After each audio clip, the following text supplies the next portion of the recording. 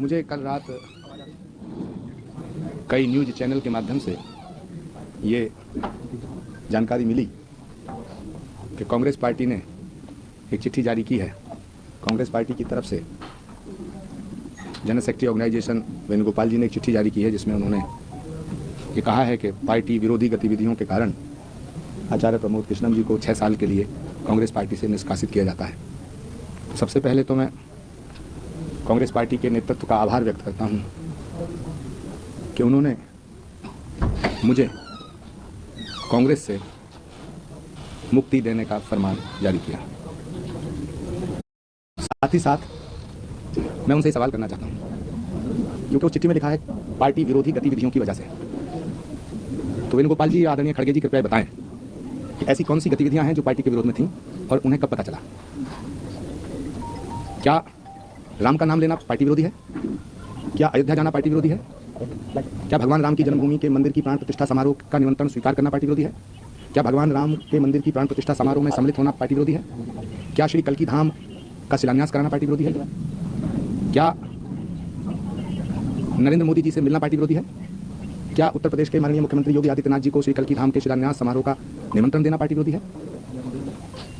क्या भारतीय संस्कृति, संस्कार और सनातन की बात करना पार्टी विरोधी है?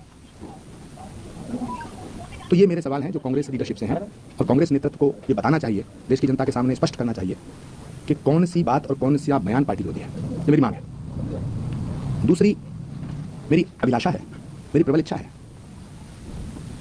भगवान राम को 14 वर्ष का वनवास दिया गया था, तो एक राम भक्त को 6 साल के लिए क्यों निकाला जा रहा है? इसको 14 वर्ष कर दिया जाए। मैं छात्र जीवन से, जब मेरी उम्र लगभग 16-17 वर्ष थी, 81-82 में लगभग स्वर्गीय राजीव गांधी जी से मिला था, जब वो संजय गांधी जी के निधन के बाद सांसद बने थे, इंदिरा जी प्रधानमंत्री थी। तब से लेके मैं कांग्रेस से जुड़ा रहा। राजीव जी को मैंने एक वादा किया था, जब वो प्रधानमंत्री बने थे उसके बाद, जब इंदिरा जी की हत्या हो गई थी, और राजीव गांधी जी से हमें राजेश पायलट जी ने मिलवाया था। हमने कहा था कि हम आखिरी सांस तक कांग्रेस नहीं छोड़ेंगे, हम अपने जीवन की अंतिम घड़ी तक कांग्रेस पार्टी को नहीं छोड़ेंगे, और इस वादे को हमने निभाया। बहुत से ऐसे मोड़ आए, बहुत सी ऐसी बातें आई, कांग्रेस पार्टी के बहुत से ऐसे फैसले थे जिनसे मैं सहमत नहीं था। धारा 370 हटाने का फैसला जब भारत के प्रधानमंत्री आदरणीय नरेंद्र मोदी जी ने लिया, तो ये देश हित में फैसला था, कांग्रेस को इसका विरोध नहीं करना चाहिए था। इसी तरह 3 तलाक को हटाने का फैसला, यह हमारी मुस्लिम बहनों के हक में था, इसका पार्टी को विरोध नहीं करना चाहिए था। तीसरा, जब डीएमके के नेताओं ने कहा कि हम सनातन को मिटा देंगे, सनातन डेंगू है, मलेरिया है, कुष्ठ है, इसका समर्थन कांग्रेस को नहीं करना चाहिए था। बहुत से ऐसे मुद्दे आए। एक और बड़ा मोड़ आया जब भारत की नई संसद का उद्घाटन भारत के प्रधानमंत्री जी ने किया। उसका विरोध कांग्रेस पार्टी ने जब किया, जब कांग्रेस पार्टी के नेताओं ने उसका विरोध किया, तो मैंने इस बात का समर्थन नहीं किया, और मैंने ये बात कही कि भारत की संसद का उद्घाटन अगर भारत का प्रधानमंत्री नहीं करेगा तो क्या पाकिस्तान का प्रधानमंत्री करेगा?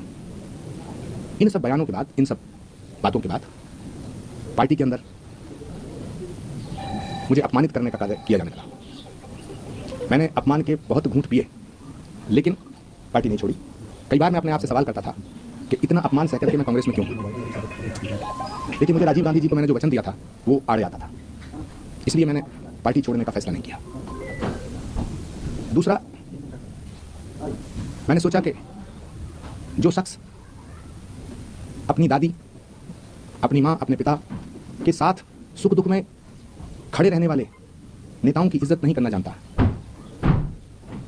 जो नेता इंदिरा जी के साथ रहे, जो नेता राजीव गांधी जी के साथ रहे, जो नेता सोनिया जी के साथ रहे, गुलाम नबी आजाद से लेकर कमलनाथ तक, भूपेंद्र हुड्डा जी से लेकर के दिग्विजय सिंह जी तक, आनंद शर्मा तक, ये वो लोग हैं जो इंदिरा जी के साथ भी रहे, राजीव गांधी जी के साथ भी रहे, और सोनिया गांधी जी के साथ रहे।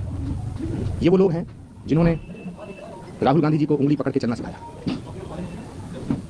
भारत की संस्कृति है, भारत की सभ्यता है कि हम अपने बुजुर्गों का बड़ा सम्मान करते हैं, हम अपने पूर्वजों को बड़ी इज्जत देते हैं।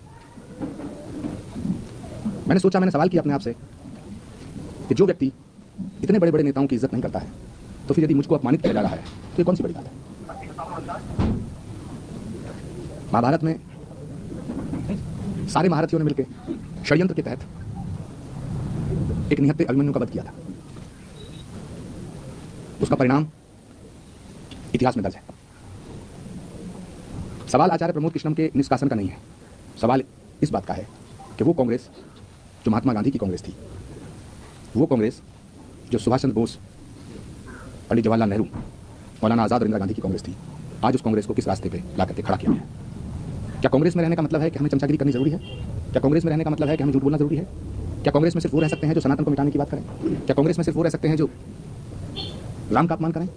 क्या कांग्रेस में सिर्फ वो लोग रह सकते हैं जो हिंदू धर्म को और हिंदू आस्था को ठेस पहुंचाने का काम करें? क्या कांग्रेस में सिर्फ वो लोग रहेंगे जो हिंदुओं की आस्था को रोज ठेस पहुंचाने का काम करें?